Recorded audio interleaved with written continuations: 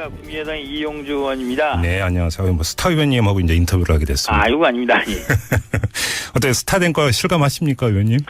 길거리 가면 많으신 분들이 사진 찍어달라고 하고 있는 거 보니까 네. 뭐 많이 알려진 것 같긴 합니다.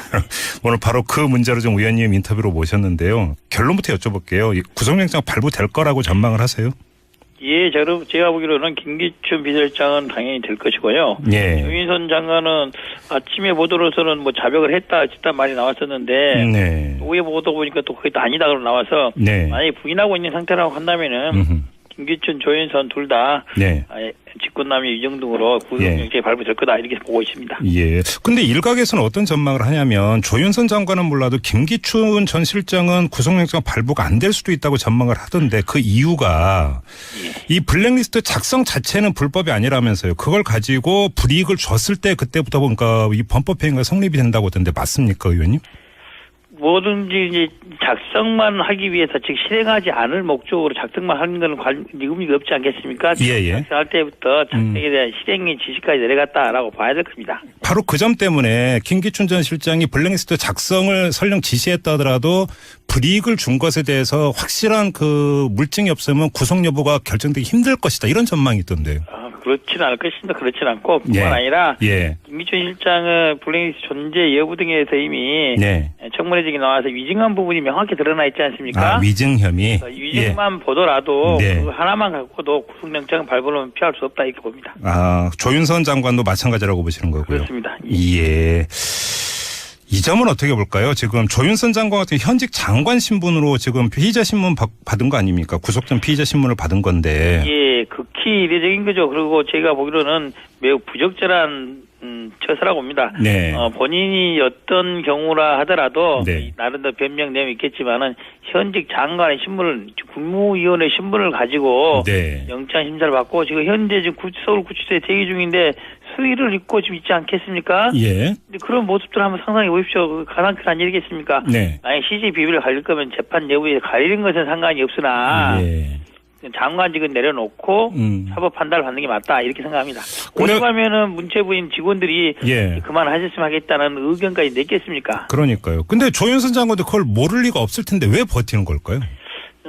그런 것 같아요. 조윤선 입장에서는 예. 자기가 미리 사표를 내고 나면은 네.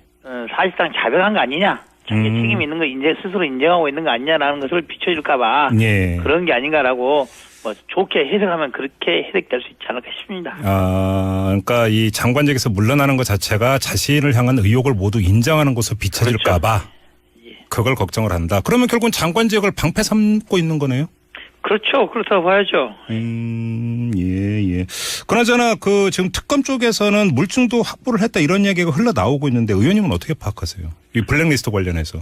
블랙리스트는 실제적으로 집행한 직원들이 있지 않겠습니까? 구체적으로 어떤 사람에 대해서 지원할지 말지 결정한 걸 올라왔을 때 예. 누굴 지원하자 마자 할 때 위에서 그걸 안 된다. 된다. 이런 오더가 내려왔지 않겠습니까? 예. 그거를 실질적으로 집행한 직원들이 네. 자기들이 그 부분을 인정을 하고 그것을 누구에 지시했는지 어떤 의사에 따라 했느냐에 대해서 다 자백을 해놓은 거예요 지금. 네. 단지 밝혀지지 않은 게 최초의 지시자가 누구냐. 이것만 지금 밝혀지지 않은 거죠. 예. 그 증거인멸 혐의는 어떻게 되는 겁니까? 지금까지 부인하고 있고 특히 나왔다시피 김기춘 실장도 핸드폰 다 바꾸고 뭐 CCTV 다 파쇄하고 했다는 거 아니겠습니까? 예. 조윤선 장관도 본인이야 직원이 했다고 그러지만은 사용하던 컴퓨터 없었다는 것이고 네. 업무일지 없었다고 하고 있지 않습니까? 예. 그것만으로 충분히 증거인멸에 넘치는 것이죠. 네, 알겠습니다. 앞서서 이제 첫 번째 질문에 대해서 의원님은 확신에 차게 영장이 발부될 거라고 전망을 하셨는데 예. 만에 하나라도요 이재용 삼성전자 부회장의 경우처럼 뭐 두 사람 전체에 대해서든 아니면 한 사람에 대해서든 기각이 된다면 그때는 어떻게 되는 겁니까 여파가? 어떤 이유로 기각한지 한번 사유를 봐야겠죠. 네. 만약에 조윤선 장관 같은 경우는 뒤늦게도 자백을 했다면 그런 사안은 참작은 될 거는 같아요. 그렇지 않다면은 네. 지금 이미 이 사건을 3명이 구속됐지 않습니까? 예. 3명이 비서관들 둘 그다음에 장관 이렇게 구속이 돼 있는데 네. 김종덕, 신동철, 정관조 이 3명이 구속됐는데 그 사람들이 무슨 일로 구속됐습니까? 이 블랙리스트 갖고 구속된 거 아니겠습니까? 예. 때문에 네. 그 부분 두 사람에 대한 구속은 피할 수 없다. 만약에 이 사람들이 구속이 안 된다면 실제로 지시자를 밝혀내지 못한 걸로 봐야죠. 그래요. 자, 김기춘 전 비서실장 같은 경우는 자택 CCTV를 정리하려고 했던 이 부분이 또 그러니까 나오지 않았습니까? 이거를 증거인멸의 우려 이렇게 해석될 여지가 충분히 있다고 봐야 되는 거죠. 있죠. 충분히 있습니다. 그러면 이것이 구속영장 발부의 그러니까 또 하나의 중요한 사유가 될 수도 있는 거고요. 그렇습니다. 자, 만약에 이게 이제 구속영장이 발부가 되고 본격적으로 법의 심판대 위에 올라간다면 자, 그 정점이 과연 김기춘 전 실장이냐 아니면 박근혜 대통령이냐 이것도 분명히 갈라야 되는 문제 아니겠습니까? 그렇습니다. 이 부분에 대해서는 그 문체부의 직원들이 최초로 대통령으로 지시가 나온 걸로 알고 있다고 하고 있고 특히 이 블랙리스트의 작성에 관여한 것이 문체부만 있는 게 아니라 관련 문체부는 B, 블루하우스 청와대를 말한 것이 K, 국정원을 말한 문구가 나와 있습니다. 즉 만약에 청와대하고 문체부만이 관여가 돼 있다면은 김기춘 실장 선에서 할 수도 있겠죠. 하지만 국정원까지 동원해서 했다 한다면은 국정원장을 움직여 국정원이라는 기관을 움직일 수 있는 사람은 비서실장 갖고는 안 되는 겁니다. 대통령이 그러한 계획이라든지 지시 실행 여부에서 국정원장한테 지시를 했기 때문에 국정원 조직이 조직적으로 움직일 수 있는 겁니다. 그래서 최초의 지시자, 그 최종적인 책임자는 박근혜 대통령일 수밖에 없다. 이렇게 보는 겁니다. 그래요. 법꾸라지라고 하는 네 글자의 신조 별명이 이제 등장을 하지 않았습니까? 별로 그 사회 전체적으로 법 쪽의 입장에서 별로 그러니까 기분 좋은 어떤 그런 신조어는 아닌데 그렇습니다. 법률적 지식을 자신의 방어를 위해서 이렇게 이용하는 행태. 의원님도 법준 출신이시잖아요. 이제 법을 아는 사람들이 일반 변호사나 이런 사람들이 법을 이용해서 자기 방어막을 치는 것 자체에 대해서는 나무랄 수는 없어요. 하지만은 국정의 최고 책임자였던 사람, 이 사태 최종적인 책임을 져야 될 사람들에 대해서는 그래서는 안 되는 것이죠. 그래요. 알겠습니다. 자, 일부 보도에 따르면 또 이 블랙리스트에 올라갔던 문화예술인 가운데 일부가 민사소송을 또 추진하고 있다 이런 소식도 들리고 있는데요. 자, 만약에 블랙리스트에 이름이 올라갔고 그것 때문에 실질적으로 불이익을 본 피해자가 있다면 법률적으로 어떤 이 억울함으로 호소하고 구제를 받을 수 있는 방법이 있는 거죠. 먼저 형사 고소도 가능할 뿐만 아니라 민사적으로 해당 기관, 즉 국가를 상대로 한 손해배상 청구도 가능합니다. 국가를 상대로? 국가배상 책임 인정되는 자. 이게 그러면 김기춘, 조윤선 개인에게 개인에게 대해서도 가능합니다. 개인에게 대해서도 가능하고 국가를 상대로도 가능하고.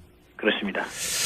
네, 이것도 한번 좀 지켜봐야 되는 포인트가 되겠네요. 알겠습니다. 이 블랙리스트 관련 이 김기춘, 조윤선 두 사람에 대한 구속영장 발부 여부는 이거 마무리하자 하나. 지금 이 부장판사 있지 않습니까? 오늘 실질 심사를 그러니까 담당을 했던 또 여러 가지 이야기가 나오고 있던데 의원님은 어떻게 파악하고 계세요?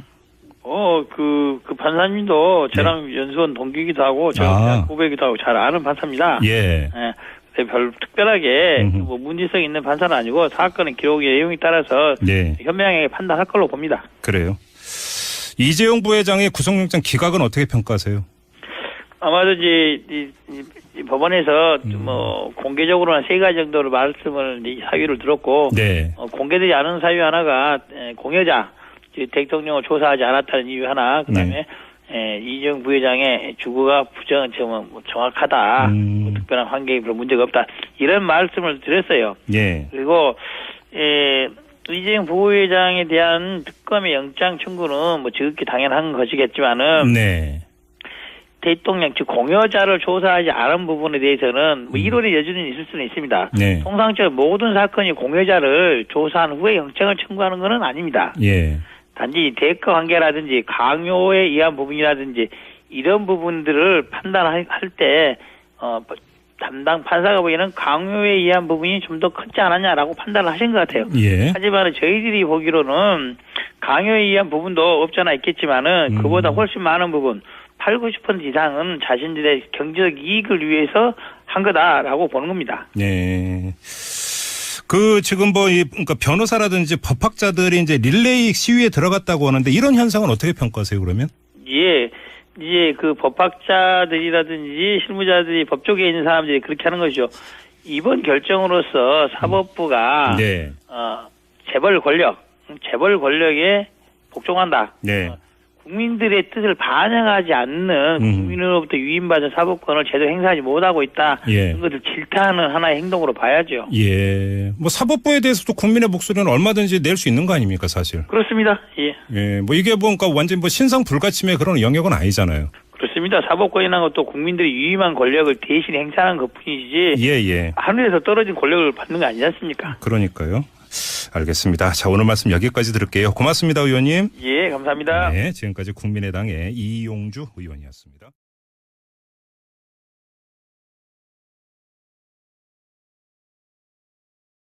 예, 안녕하십니까. 국민의당 이용주 의원입니다. 네, 안녕하세요. 뭐 스타 의원님하고 이제 인터뷰를 하게 됐습니다. 이거 아닙니다. 예. 어때요? 스타 된 거 실감하십니까, 의원님? 길거리 가면 많으신 분들이 사진 찍어달라고 하고 있는 거 보니까 뭐 많이 알려진 것 같긴 합니다. 오늘 바로 그 문제로 좀 의원님 인터뷰로 모셨는데요. 결론부터 여쭤볼게요. 구속영장 발부될 거라고 전망을 하세요? 예, 제가 보기로는 김기춘 비서실장은 당연히 될 것이고요. 예. 조윤선 장관은 아침에 보도로서는 뭐 자백을 했다 말이 나왔었는데 네. 오후에 보도 보니까 또 그게 또 아니다 그러고 나와서 네. 만약에 부인하고 있는 상태라고 한다면은 김기춘, 조윤선 둘 다 네. 근데 맞습니까, 의원님? 뭐든지 이제 작성만 하기 위해서 즉 실행하지 않을 목적으로 작성만 하는 건 의미가 없지 않겠습니까? 예. 작성할 때부터 작성에 대한 실행의 지시까지 내려갔다라고 봐야 될 겁니다. 바로 그 점 때문에 김기춘 전 실장이 블랙리스트 작성을 설령 지시했다 하더라도 불이익을 준 것에 대해서 확실한 그 물증이 없으면 구속 여부가 결정되기 힘들 것이다. 이런 전망이 있던데요. 그렇지는 않을 것입니다. 그렇지는 않고 뿐만 아니라 김기춘 실장은 블랙리스트 존재 여부 등에 대해서 이미 청문회적이 나와서 위증한 부분이 명확히 드러나 있지 않습니까? 위증 혐의. 위증만 보더라도 그 하나만 갖고도 구속영장 발부는 피할 수 없다. 이렇게 권고남이 위증 등으로 구속영장이 발부될 거다. 이렇게 보고 있습니다. 예. 근데 일각에서는 어떤 전망을 하냐면 조윤선 장관은 몰라도 김기춘 전 실장은 구속영장 발부가 안 될 수도 있다고 전망을 하던데 그 이유가 이 블랙리스트 작성 자체는 불법이 아니라면서요. 그걸 가지고 불이익을 줬을 때 그때부터 뭔가 이 범법행위가 성립이 된다고